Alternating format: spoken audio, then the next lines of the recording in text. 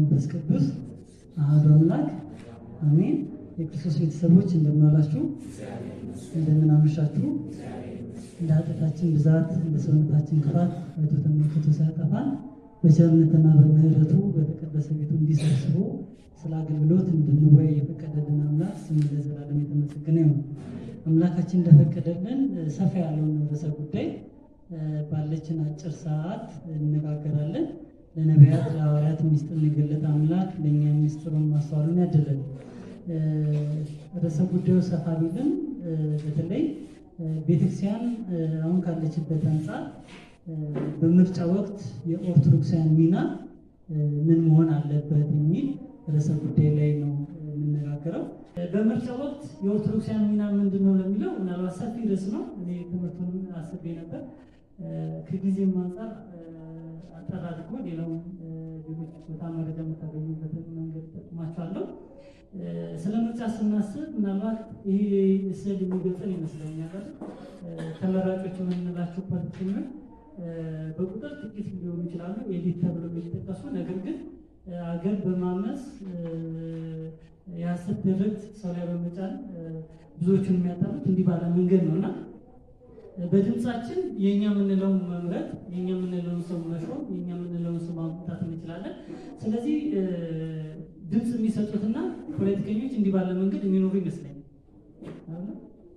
ታስታውሳላችሁ? እነሱ ጥሩ ቤት ተቀምጠው ዳው ወጣት ነበረ በስናይፐር እዚህ አዲስ አበባ ላይ እንኳን 2007 ከዛም በኋላ የነበረውን ነገር ስንመለከት እንደ መግቢያ የዚህ ስልጠና ዓላማ በዚህ ዓመት ይደረጋል ተብሎ የሚጠበቀው 6ኛ ሀገር አቀፍ ምርጫ አለ። በዚህ ላይ ኦርቶዶክሳውያን ምን አይነት ሚና አላቸው የሚለውን ነገር ነው ለማሳየት ሞክረው። ጥቂት ስለ ቤተክርስቲያን አስተዋጽኦ ማንሳት ያስፈልጋል። ምናልባት የኢትዮጵያ ኦርቶዶክስ ተዋሕዶ ቤተክርስቲያን ሀገር ናት እየተባለን የምንሞትበት ዘመን ማብቃት አለበት ብዬ አስባለሁ። ምናልባት የምትባለው ሀገር የእኛ ሚና መታወቅ አለበት ይመስላል። እኛ ግብር በምንከፍለው ወታደር ነው መጠበቅ ነበረብን፣ ግን ያለው ሌላ መንገድ ነው እና ይህንንም ስንመለከት የቤተክርስቲያን አስተዋጽኦ መረዳት ያስፈልጋል። አሁን የምንላቸው ሌሎች አካላት የበላይነትን ቢይዙ ያስኖሩን ነበረ የሚለው ነገር የሆሳዕናን ደቡብ ላይ ኦሮሚያ ላይ በቂ ነው ብዬ አስባለሁ። ጥቂት የበላይነት ቢኖር ኦርቶዶክሳውያን እንደማይኖሩ የሚያሳዩ ነገሮች አሉ። ስለዚህ አስተዋጽኦን ስንመለከት የኢትዮጵያ ኦርቶዶክስ ተዋሕዶ ቤተክርስቲያን በአገር ግንባታ ያበረከተችው ቁጥርን አንጨርሶ አስተዋጽኦ አለ። ከዛም ባለፈ ከመንግስት ጋር ያላት ግንኙነት፣ ሃይማኖታዊ እሴቶች፣ በስነ ምህዳር በስነ ህይወት ያላት ትልቅ አስተዋጽኦ አለ። ትውፊት፣ ባህላዊ የእጽዋት አጠባበቅን ስንመለከት እጽዋቱ በራሱ ያለችው ቅርሱ ተጠብቆ ያለው ወይም እጽዋቱ ተጠብቆ ያለው ቤተክርስቲያናት ውስጥ ነው። በቅርስ ጥበቃ፣ በስነ ጽሁፍ፣ በትምህርት፣ በሕክምና፣ በማህበራዊ ህይወት፣ በመልካም ዜጋ ግንባታ፣ በምጣኔ ሀብት ቅነሳ፣ በፖለቲካው፣ በኪነ ህንፃ፣ በሳይንስና ምርምር፣ ግጭት በማስወገድ፣ በስነ ዜማ፣ በቱሪዝም መስህብ፣ በሀገር ጥበቃ እነዚህ መሰል ተግባሮች ለሀገር ያበረከተችው ቤተክርስቲያን ናት። ዛሬ የነፍጠኞች መኖሪያ እየተባለ አከርካሪውን ሰብረናታል እየተባለ በይፋ ሚዲያ ላይ የምንሰማቸው ነገሮች እና ከዚህ አንጻር የሚጠብቀን ምርጫ የእኛ ሚና ምንድን ነው የሚለውን ነገር ነው ለመቃኘት የምንሞክረው። እንደ መግቢያ ምርጫ በራሱ ምንድን ነው የሚለውን ነገር አሁን ባንመርጥስ የሚል ሰው አለ እና መጽሐፈ ሲራክ ላይ የተቀመጠ አንድ ቃል አለ። እሳትና ማምለክ ታደርጊያለሁ እጅም ወደ ወድቁ ስደት አድርግ የተባለ ባርነትም ነፃነትም ምናችን ላይ ነው ያለው? እጃችን ላይ ነው ያለው። ምርጫን ስናስብ በፌዴራል በክልል ህገ መንግስት እንዲሁም በሌሎች አግባብ ባላቸው ህጎች መሰረት የሚካሄድ የጠቅላላ የአካባቢ የማሟያ ወይም የድጋሚ ምርጫ ተብሎ ሰፊ ተግባር የሚፈጸምበት ነው። ምርጫ ህዝቡ ለሚቀጥሉት 4-5 ዓመታት አስተዳዳሪዎች እነዚህ ናቸው ብሎ በነፃ የሚመርጥበት እንዲመርጥ የምናስችልበት የምርጫ ሂደት ነው። የትግል ስልትን ስናነሳ 2 የትግል ስልት እንዳለ ይነገራል። በተለይ በዚህ በፖለቲካው ዓለም የመጀመሪያው የትጥቅ ትግል ነው፣ ሁለተኛው ሰላማዊ ትግል ነው። ምርጫም ከሰላማዊ ትግል አንዱ ነው አይደል? ሰላማዊ በሆነ መንገድ የሰው ልጆች የሚመርጡትን ይሆነኛል የሚሉትን መሪያቸውን አስተዳዳሪዎችን የሚመርጡበት ነው። በራሱ ምርጫ ለምን አስፈለገ፣ ጥቅሙ ምንድነው የሚለው ነገር መረዳት ያስፈልጋል። እንደዚህ ጋር ምርጫ ሰላማዊ ትግል የሚከወንበት ነው። የተጻፈው ህገ መንግስት የሚተገበረበትን ነው። ለምን? በራሱ ህገ መንግስቱ ላይ የተቀመጡ ነገሮች ስላለ ዜጎች ያሻቸውን የኔ የሚሉትን የሚመርጡበት የሚያስቀምጡበት የስልጣን ሽግሽግ የሚደረግበት መሰል ጥቅሞች የሚይዝም ጭምር ስለሆነ ነው የምርጫን ጥቅም የምንረዳው። ስለ ምርጫ ስናነሳ በሶስት ዘመናት ማየት እንችላለን። በተለይ ከንጉሱ በኋላ ላይ በደርግ ከዛ በኋላ በዘመነ ኢህአዴግ አሁን ደግሞ በብልጽግና ምርጫ እንዴት ባለ መንገድ እየተከናወነ መጣ የሚሉትን ነገር እንዲሁ ታሪኮችን ለመዳሰስ ሞክራለሁ። በሀገራችን በተለይ በይፋ የተጀመረው ከንጉሱ በኋላ ነው። ለምን ህገ መንግስቱ በራሱ የረቀቀው በ1923 24 አካባቢ ነው። ከዛ በኋላ የነበረው ነገር ስንመለከት በጣም አፋኝነት፣ የንጉስ የበላይነት እንደውም በአባባል ደረጃ ንጉስ አይከሰስ ሰማይ አይታረስ የሚል ቢል ስለነበረ ማንም ንጉሱ ላይ እጅ የማያነሳ ምላስ የማያወጣበት ዘመን ነበርና በዚያ ዘመን ወጣት መሰብሰብ ያልነበረበት ነገር ግን ጥቂቶች ወደ ምሁርነት ወይም ሀገር ልወጣ በማሰብ አገራዊ ጉዳይ ወያዩ እንደነበር ይነገራል። በዛው እንደውም ተሰብስበው እንዲህ አገራዊ ጉዳይ መነጋገር ስለማይችሉ ልወዘወዘው በእግር የሚል ፓርቲ ነበር ይባላል። ይህ ማለት 2 3 4 የሆኑና መንገድ ላይ እየሄዱ ወክ እያደረጉ ስለ ሀገራቸው ጉዳይ ያወሩ ነበር። ለምን ቁጭ ብሎ ማውራት ነፃነትም ስላልነበረ ይባላል። በዛው የምርጫ መስፈርቱ ምን ነበር ብለን ስንመለከት ምናልባት አሁን ለማየት ኢትዮጵያዊ መሆን አለበት። አሁን በደንብ መረዳት የሚገባው አሁን ያሉትን ምርጫ ስንመለከት አንዳንዶቹ አፋቸውን እንኳን ያልፈቱ አማርኛ የማይችሉ የሌላ ዜግነት ያላቸው ሰዎች አሁን ሀገር በመምራት በእጩነት ሲወዳደሩ እያየን ነው። በራሱ ህገ መንግስቱ በራሱ ይፈቅዳል ብለን እንድንጠይቅም ስለሚያስፈልግ ነው። ያኔ በንጉሱ ዘመን እድሜው 21 ዓመት ከዚያ በላይ በአካባቢ ለ1 ዓመት ከዚያ በላይ የኖረ ጤነኛ አእምሮ ያለው የሚል ሲሆን የተመራጭነት መስፈርት ደግሞ ኢትዮጵያዊ መሆን እድሜ 25 ወይም ከዚያ በላይ ጤነኛ በአካባቢ 1 ዓመት ወይም ከ1 ዓመት በላይ የኖረ 2000 ብር የሚገመት ተንቀሳቃሽ ንብረት ወይም 1000 ብር የሚገመት የማይንቀሳቀስ ንብረት ያለው የመራጭነት ወይም ለመጩነት ይቀርብ እንደነበረ ታሪክ ያስረዳናል። ከንጉሱ በኋላ ከወደቁ በኋላ የተነሳው የደርግ መንግስት ነው፣ ወታደራዊ መንግስት የምንለው። በዛ ዘመን የነበረው ወጣት መሰብሰብ የማይቻልበት እንደ ቅጠል የረገፈበት ዘመን፣ በቀይ ሽብርና በነጭ ሽብር እናት ልጇን መቅበር ያልቻለችበት እንደውም ልጆቻቸው በተገደሉበት ጥይት ለጥይት ብር ክፈሉ የተባለበት ዘመን እንደነበረ ታሪክ ያስረዳናል። በዚያ ዘመን ምርጫ ነበረ። ምን አይነት ምርጫ ቢባል ግን የነበረው የኢሰፓ የሚባለው ስብስብ በዚያ መንገድ ነበር ይካሄድ የነበረው። ለመራጭነት የሚበቁ መስፈርቶችን ስንመለከት እድሜያቸው የመራጭ ዕድሜ 18 ዓመት ወይም ከዛ በላይ ነበር። አእምሮ ጤነኛ የሆነ በፍርድ ቤት ቅጣት ውስጥ ያልሆነ የሚል መስፈርት ነበር። እጩዎቹ የሚጠቁሙ የሚያስመርጠው ኢሰፓ ወይም የኢትዮጵያ ሰራተኞች ፓርቲ የሚባለው ነው። ኢሰፓ የመድብለ ፓርቲ ስርዓትን የሚቃወም የሶሻሊስት ርዕዮተ ዓለም የሚከተል ስርዓት ሆኖ ጠቋሚው አስመራጩም ተመራጩም ራሳቸው ነበሩ።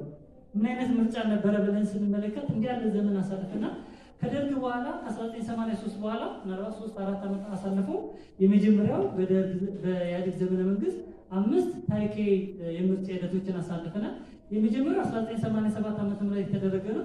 በዚህ የመጀመሪያም ስለነበረ በተለይ ትልቅ የፖለቲካ እንቅስቃሴ ነበራቸው። በውጭ የሚኖሩ ዲያስፖራ ብለን የምንጠራቸው ነበር። ልክ እንደ 97ቱ ስልጣን ላይ ሊለቁልን ይችላሉ እንዲህ በሚሉ ነገሮች ባለመተማመን ምርጫው የኢህአዴግ የበላይነት አይሎ ለ5 ዓመት የቀጠለበት ከዛ በኋላ በ1992 ስንመለከት ከመጀመሪያው በተሻለ ወደ 40 የሚደርሱ ፓርቲዎች ተነስተው በብሔር በዘውግ የዜግነት በሚያራምዱ ስብስብ ምርጫ የተደረገበት ነው። ሶስተኛው ምናልባት ከዚህ በፊት አይተነው በማናውቀው ወደፊት ኢትዮጵያ ውስጥ ሊደረግ ይችላል ብለን በማንገምተው የምርጫ ሂደት ተደርጓል። ምናልባት ወደኋላ ስንመለስ የነበረውን ክስተት ሁሉ በአእምሯችን የማይጠፋ ነው። ቤት ለቤት የነበረውን ወጣት እየታፈሰ በተለያየ እስር ቤቶች ይሄድበት የነበረው ነፃ ሚዲያ ነበር። ከ100 በላይ ነፃ ሚዲያ ነበር። ፖለቲከኞች በኢቲቪ የመንግስት ባለስልጣንና ተቃዋሚ የሚባሉት በነፃ ሲከራከር ያየንበት፣ ሽንፈትና ውርደት የበላይነት ያየንበት፣ መማርና ለመማር ያየንበት ዘመን ነው። ታስታውሳላችሁ? እየጠቆሙ መራራ ትመለከታላችሁ። ፕሮፌሰር ነው ዶክተር ነው በዚህ በኩል ስትገቡ ባዶ ነው ብሎ ተናግረውና ሲመለከቱ እውነት ነው። ልክ ከጫካ እንደመጡ ስለነበረ ከዛ በኋላ ትምህርት ዲግሪና ማስተርስ ዶክትሬት ቤት ለቤት እንዲታደል ምክንያት የሆነበት ዘመን ቢሆን ከ1997 በኋላ ነው። ከ5 ዓመት በኋላ ግን የ97 ቁርሾ ስለነበረ ብዙ ሂደቶች እንደመጀመሪያ አልነበሩ። ለምን ትልቅ ዋጋ የተከፈለበት ጊዜ ነበር። 2002 ምርጫ ተደርጓል። ከ2002 በኋላ 5 ዓመት ቆይቶ 2007 ምርጫ ምናልባት ለአሁኑ ቅርብ የሚባለው የ2007 ዓመተ ምህረት ምርጫ ነው። አሁን ከ5 ዓመት በኋላ ይደረጋል የተባለው 2012 ነበር። በኮቪድ የተነሳ 1 ዓመት እንዲያልፍ ተደርጎ ግንቦት መጨረሻዎቹ ላይ ይደረጋል ተብሏል። ይህ 2013 ምርጫ ስንመለከት በመላው የኢትዮጵያ ለማካሄድ የታቀደው 6ኛው ሀገራዊ ምርጫ 53 የፖለቲካ ፓርቲዎች እንደሚሳተፉ ይጠበቃል። ምናልባት እስከ ቅርብ ዓመታት ድረስ ከ100 በላይ ነበረ። ከ100 በላይ የሚሆኑ አንዳንዶቹ ሁሉ የቤተሰብ ፓርቲዎች እንደነበሩ ያስረዳናል። ሀገራችን 2013 ላይ የሚደረገው 6ኛው ዙር ሀገራዊ ክልል ምርጫ ስንመለከት የዘንድሮ ምርጫ ካለፉት 5ቱ የሚለያቸው በርካታ ነገሮችን ይዞ ይመጣል ተብሎ ይታሰባል። 13 የሚደርሱ ነጥቦችን ለማንሳት እሞክራለሁ እየፈተንኩ። አንደኛው የዘንድሮ ምርጫ ለምን ትኩረት ሳበ ሲባል የዘንድሮ ምርጫ ከሌላ ጊዜያት የሚለይባቸው በርካታ ነገሮች አሉ። ለዚህም 2 መረጃዎችን አነሳለሁ። አንደኛው ጥናታዊ ጽሑፍ ነው። ሁለተኛው ደግሞ ልክ አናሊሲስ የተሰራበት የምርጫ ዳሰሳ የተሰራበት ጽሑፍ መነሻ ነው የማደርገው። የመጀመሪያው 6ኛው ሀገር አቀፍ ምርጫ በምን ይለያል የሚባል ከሀገር ውስጥ ብቻ ሳይሆን ከውጭም የነበሩ ለብዙ ዓመታት በስደት የቆዩ ፓርቲዎች ቡድኖች በምርጫው የሚሳተፋቸው በራሱ ከ5ቱ ይለያል። ነፍጥ አንግበው ሲንቀሳቀሱ የነበሩ ፓርቲዎች በዘንድሮ ምርጫ ስልጣን ለመያዝ ይወዳደራሉ። በአንድ ወቅት በሕዝብ ተወካዮች ምክር ቤት በአሸባሪነት ተፈርጀው በግለሰብም በፓርቲም ደረጃ የተፈረጁ አካላት ዛሬ ምርጫው ላይ እንደሚወዳደሩ በፓርቲ ስብስብ መሆናቸው ከ5ቱ ይለያል። ሁለተኛው በርካታ ፖለቲከኞች እስር ላይ መሆናቸው፣ እስር ላይ ሆነው አንዳንዶቹ እንደውም ለፓርቲ እጩ ሆነው መወዳደራቸው ለየት ያደርገዋል። በኢትዮጵያ በተለይም ከ3ቱ ሀገር አቀፍ ምርጫ በኋላ የተቃዋሚ ፓርቲ አመራሮች፣ አባላት በእስር ላይ ሆነው ምርጫ ማካሄድ እንግዳ አይደለም። በአሁኑ ወቅት የኦነግ፣ ኦፌኮ፣ ባልደራስ ፓርቲዎች፣ ሌሎችም አሉ ከፍተኛ አመራሮች በእስር ላይ እንደሚገኙ ይታወቃል። የዘንድሮ ምርጫ ከሌላው ጊዜ የሚለዩ ትልቅ የሚባሉ አመራሮች በእስር ላይ መሆናቸው ነው። አንዳንዶቹ ፓርቲዎች ራሳቸውን ማገለላቸው በቅርብ ጊዜ እየሰማን ነው። ሶስተኛው ከ83 በኋላ ህገ መንግስቱ ከረቀቀ በኋላ ለመጀመሪያ ጊዜ ህወሓትን ያገለለ የምርጫ ሂደት ይደረጋል መባሉ በራሱ ለምን በምርጫ ቦርድ ህወሓት ከምርጫ ቦርድ ምን ተባለ ከፓርቲ ነው እንዲወጣ ተደርጓል። ይህ ይለየዋል። አራተኛው ምርጫው ኢትዮጵያ ለገባችባቸው ችግሮች መፍትሄ ያመጣ ይሆን የሚል ጥያቄ። ለምን ምናልባት ከተማ መንጂ ወጣ ስንል በየቀኑ የሰው መገደል፣ የሰው መሰቀል የሚዘገንኑ ተግባር ሲፈጸም እንሰማለን ያለን በዘገባ። እንዲህ ባለው ምርጫ ይደረጋል መባሉ በራሱ ለየት አድርጓል። ኢትዮጵያና ሱዳን አንደሞ ቀን የቀዝቀዘ የሚል ግጭት፣ በተለይ የፕሮክሲ ዋር የሚባለው ይሄ የውክልና ጦርነት በተግባር አረቦቹ ትልቅ ስራ እየሰሩ እንደሆነ ብዙ ማሳያዎች እየቀረቡ ነው። በሀገሪቱ የተለያዩ የፖለቲካ ልዩነቶች ተካረሩ። ሊቃኑ በሚመሩት የፖለቲካ ውጥረት ውስጥ መገኘት በሀገር ውስጥ በተነሱ ግጭቶች አያሌ ዜጎች ህይወታቸውን ያጡበታል። እስካሁንም ድረስ በርካቶች ከቀያቸው ተፈናቅለዋል። ብሔርን፣ ሃይማኖትን፣ ማንነት መሰረት ያደረጉ ጥቃቶች የተደረገበት የሚደረግበት ምርጫ መሆኑ ከ2007 ምርጫ መማር ያለብን ነገሮች የምንማርበት ይሆን ወይስ የባሰ ቀውስ ይመጣ ይሆን በሚል ትልቅ ስጋት ውስጥ መግባታችን ከ5ቱ 6ኛው ምርጫ ለየት ያደርገዋል። 5ኛው ሀገራዊ ሰላምና መረጋጋት የጠፋበት ወቅት የሚካሄድ መሆኑ ለየት ያደርገዋል። የቅርብ ጊዜ ምናልባት 1-2 ቀን 3 ቀን ይመስለኛል ምርጫ ቦርድ አብዛኞቹ ፓርቲዎች በተለይ ኦሮሚያ ላይ፣ ደቡብ ላይ የፓርቲ ማቋቋም አልቻለም በሚል በይፋ መግለጫ ሰጥተዋል። ይህ 6ኛው ምርጫ ከመከሰቱ በፊት ሀገራዊ የሰላም እጦት በየቦታው የተከሰተበት ዜጎች ተረጋግተው መኖር ያቃታቸው ወቅት ነው። ለዚህ በኦሮሚያ፣ መተከል፣ ትግራይ፣ ደቡብ በአጠቃላይ በአብዛኛው በከተማም ሆነ በገጠር የሰላም እጦት በመሻት የምትናወዝ ሀገር ሆና ምርጫው ይደረጋል መባሉ ከ5ቱ 6ኛው ይለያል። 6ኛው ብሔርና ሃይማኖት ተኮር የሆኑ ግጭቶች የተበራከቱበት ነው። ዛሬ ክርስቲያን ወይም ብሔርን መሰረት ያደረገ ጥቃቶች የዘር ማጥፋት ወይም የዘር ማጽዳት ተግባር እየተፈጸመ መሆኑ በግልጽ የሚያሳዩ ተግባሮች አሉ። ለዚህ በከፍተኛ የሰው ኃይል ሎጂስቲክ የታገዘ ብሔርን ሃይማኖት ተኮር የሆኑ ግጭቶች የተበራከቱበት ወቅት መሆኑ መጪው ምርጫ ከሌሎች ጊዜያት ለየት ያደርገዋል። ለዚህም በዓይናችን ያየነው በጆሮአችን የሰማነው ክስተቶች ናቸው። የሰብአዊ መብት መግለጫና የውጭ ሚዲያው ያወጡት መረጃ ከበቂ በላይ ነው። ምናልባት ለኛ የሩዋንዳ ጦርነት ለኛ ትልቅ ምሳሌ ነው። መጤ እየተባለ ለዘመናት የነበርንበት ያፈራንበት ተግባር እየተውን ወደ ሀገራችን ግቡ የሚባልበት ዘመን ላይ መድረሱ በዚህ ወቅት ነው ምርጫ ይደረጋል መባሉ። 7ኛው በየአካባቢው ያሉ የክልል መንግስታት አቅም ያፈረጠሙበት ነው።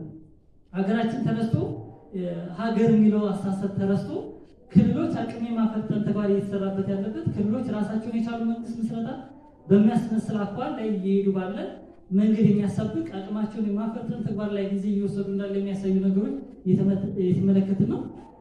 ይሄ ሰባተኛው የስድስተኛው ሀገራዊ ምርጫ ስንመለከት ክልሎች ወደ ሀገር መስረታ በሚያስመስል ተግባር ውስጥ ራሳቸውን እያሳደጉ መሆናቸው፣ ስምንተኛው በምርጫው ማን ሊያሸንፍ ይችላል የሚለውን በእርግጠኝነት መተንበይ እንኳን የማይቻልበት በዚህ 2-3 ቀን እንኳን አዲስ ነገር እያየ ነው። ተከታተላላችሁ ከቢጋር ዋልታ ሚዲያ የሰማችሁ ነው። ፕሮፓጋንዳ የምንጠጣበት አለ። አንዳንዴ አማራጭ ሚዲያ ለመኖር በራሱ ሰው እንዲህ ካለው ትክክለኛ አስተሳሰብ እንዲርቅ ተደርጓል። ስለዚህ ግን የምናየው የምንሰማው ነገር ማየት፣ መረዳት፣ መምረጥ የሚያስፈልግ በምርጫው ነገ ያሸንፋሉ ብሎ መናገር ከባድ ነው።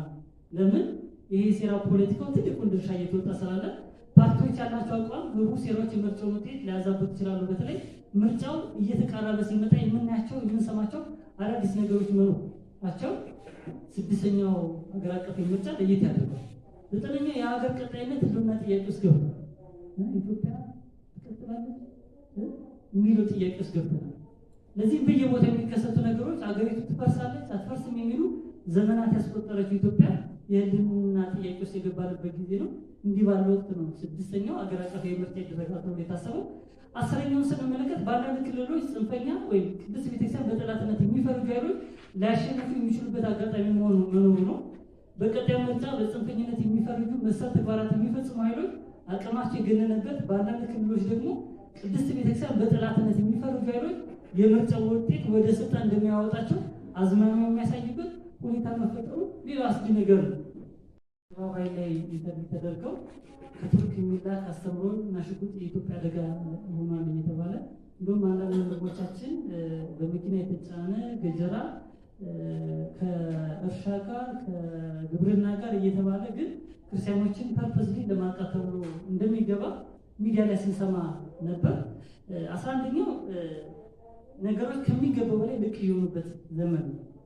የዘንድሮ ምርጫ ለየት የሚያደርገው አገሪቱ ሕግ አልባ ኢትዮጵያ ትውደም የሚሉ አካላት መብዛታቸው፣ ሰብአዊነት የጠፋ ሰው እንዲህ ያለ ተግባር ሰው ላይ ይፈጽማል የሚያስብሉ ተግባሮች መፈጸማቸው፣ ሰው ተዘቅዝቆ የተሰቀለበት፣ ሴቶች የተደፈሩበት፣ ሰው የታረደበት፣ ክቡር የሆነ የሰው ልጅ እንደ ቆሻሻ የተጎተተበት፣ የሰው አንጀት የወጣበት፣ ንጹሃን በቀስት የተወጉበት፣ ስንቱን ጠቅሰን ስንቱን ምንተው የማንችለው ከሚገባው ልቅ የሆነ ተግባር የተፈጸመ መሆኑ እንዲህ ባለው ስድስተኛ ሀገራዊ ምርጫ ይደረጋል መባሉ ስድስተኛ ይለየዋል።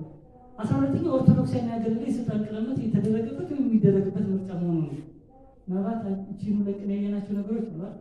የፕሮቴስታንቱ የእስልምና የበላይነት ትልቅ ስራ እየተሰራ ነው። ይሄ ገና ከ2002 ዓመተ ምህረት ጀምሮ የወጣ ዶክመንት ነው። ምናልባት ብዙዎቻችን እኔ ተኝተናል ብዬ አስባለሁ። ይህንንም ለማስረዳት 3 ዓመት የፈጀ አንድ ጥናቴ በመጽሐፍ መልክ አውጥቼዋለሁ። ኦርቶዶክሳዊና ፖለቲካ የሚል 2004 ዓመተ ምህረት አንድ የሙስሊም 14 ዓመት የኢህአዴግ ባለስልጣን የነበረ አንድ መጽሐፍ አውጥቶ ነበር። መጽሐፍ ሳይሆን ያው ለሰዎች እንዲዳረስ በሚል በፒዲኤፍ ዶክመንቱን ኢንተርኔት ላይ ጎግል ብታረጉ ታገኙታላችሁ።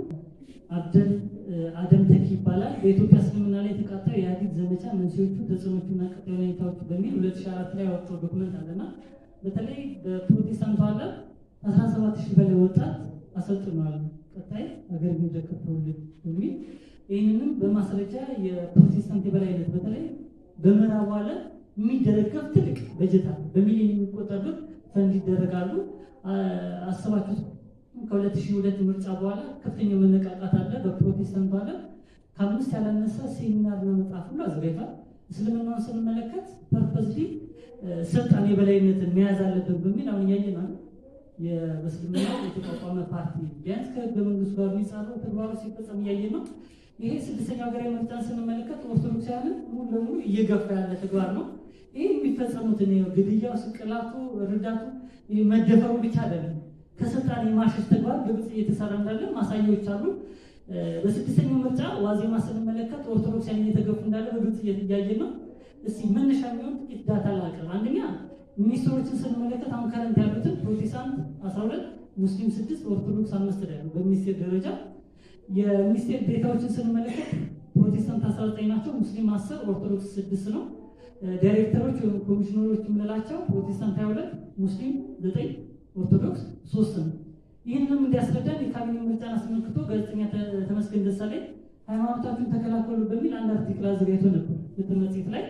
ለዚህ በ2011 ትሙ ላይ ድልድሉንም የሰጠን ድልድሉን ሲናገር 9 ፕሮቴስታንት 7 ሙስሊም 3 ኦርቶዶክስ 2 ማርክሲስቶች እንደሆኑ ገልጿል። ይህ እንደማሳያ የቀረበ እንጂ መሬት ላይ ያለው ነገር ላጠና ሰው በግልጽ ችግሩን ይረዳዋል ብዬ አስባለሁ። ኢትዮጵያ ውስጥ የፖለቲካ ፓርቲ ያቋቋሙ ሃይማኖቶች እንዳሉ አስቀድሞ ነግረው ነበር። አደባባይ ኢየሱስ አሁን በጋድ እያየን ነው።